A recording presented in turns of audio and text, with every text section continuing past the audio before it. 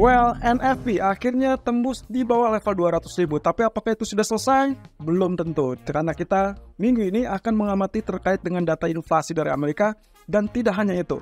Kita pun butuh kepastian dari kapan stimulus China akan segera bergulir, dan itu berarti kita harus melihat juga data inflasi China minggu ini.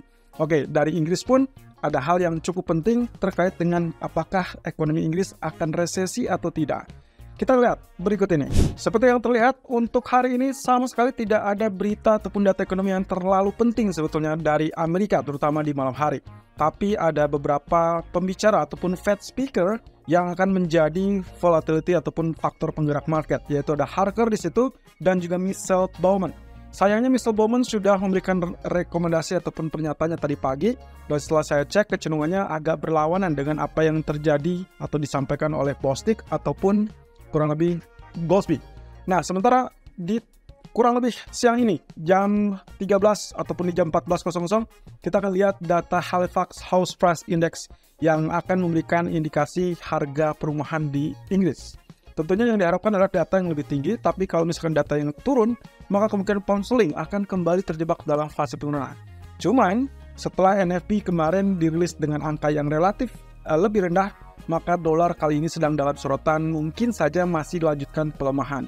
Well, saya kira efek dari NFP kemungkinan masih akan berlanjut sampai setidaknya di sore hari, tapi di malam hari semua akan terfokus dengan pernyataan terbaru dari para pejabat Fed. Sementara untuk sore hari juga, kita akan lihat dari German Industrial Production yang diharapkan mengalami penurunan minus 0,4%. Kalau ini terjadi, euro tentunya akan terkoreksi, tapi lagi-lagi, dolar akan memainkan perannya untuk kali ini. Apakah dolar akan lanjut melemah atau justru kembali menguat?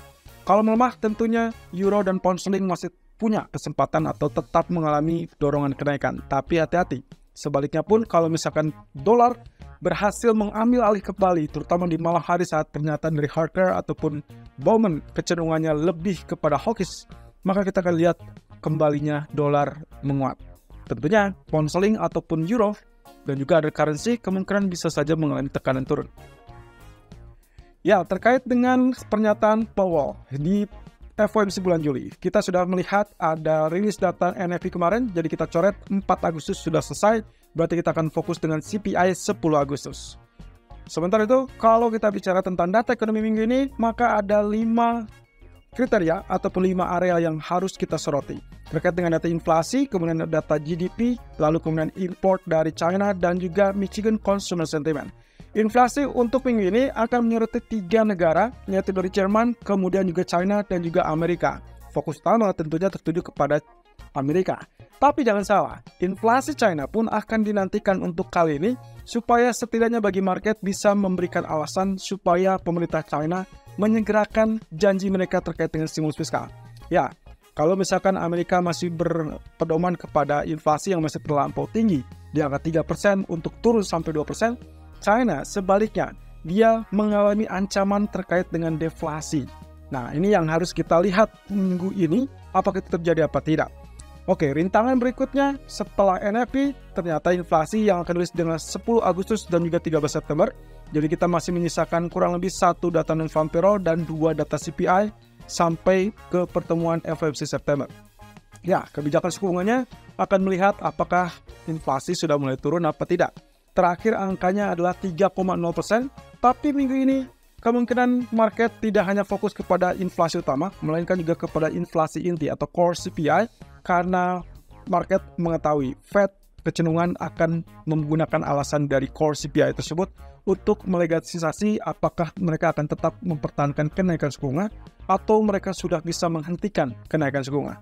So, perhatikan core CPI, bukan hanya inflasi utama atau CPI utama. Sementara itu, kalau kita lihat dari kubu mana yang menjadi dovish ataupun hawkish, sejauh ini Bostic maupun Goolsbee berada di titik yang terang-terangan menyatakan bahwa mereka sudah merasa cukup untuk kenaikan suku bunga dan melihat inflasi cukup menggembirakan. Artinya, mereka tidak lagi ngoyo untuk mendorong Fed menaikkan suku bunga, terutama Bostic. Tapi sayangnya, Bostic ini belum dalam posisi layak untuk melakukan voting di pertemuan FOMC 2023. Jadi kita baru akan lihat kemungkinan di 2024. Nah, tinggal masalahnya adalah di sisi hawkish. Sejauh ini, Michelle Bowman memberikan rekomendasi bahwa Fed masih bisa menaikkan 25 basis point, baik itu di September ataupun bahkan di November. Yang jelas, masih cukup dengan inflasi yang tetap tinggi, sehingga Bowman memandang kemungkinan tersebut bisa terjadi. Nah, masalahnya adalah apakah harga nanti malam akan masuk ke kubu dovish atau dia tetap ke sisi hawkish. Dan juga beberapa pejabat Fed penting lainnya yang kemungkinan sampai penghujung pekan ini akan memberikan pernyataan. Nah, ini akan sangat mengasihkan.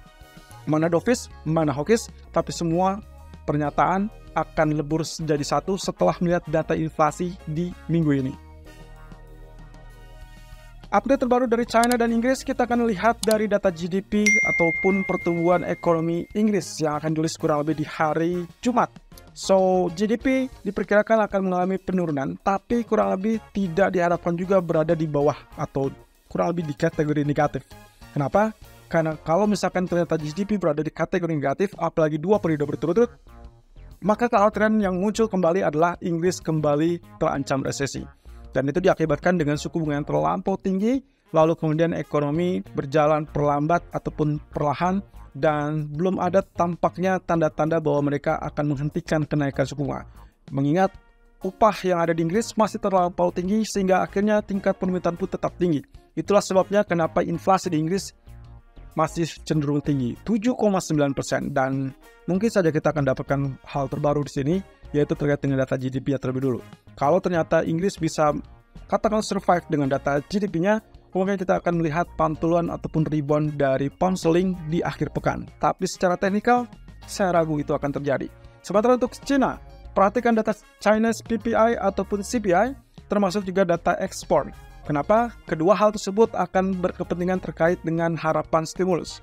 Sampai sejauh ini, market belum mendapatkan realisasi dari pemerintah China. Jadi kita menginginkan data yang relatif jelek supaya dia menekan kepada pasar, lalu pun akhirnya direspon oleh pemerintah dalam hal ini kebijakan fiskal.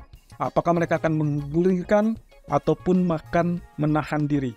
Nah, tentunya yang diharapkan adalah akan mendorong pemerintah mencairkan segera stimulus. Nah, jadi hati-hati untuk Hang Seng, kemungkinan gangguan untuk penurunan masih tetap akan ada, terutama respon awal pasti akan turun kalau ternyata data CPI ini relatif lemah.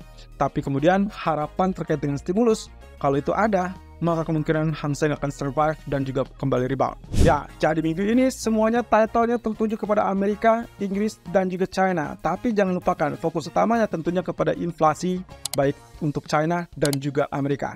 Kemana kira-kira emas? Apakah dia akan survive untuk kembali tembus 1970 atau bahkan 1980?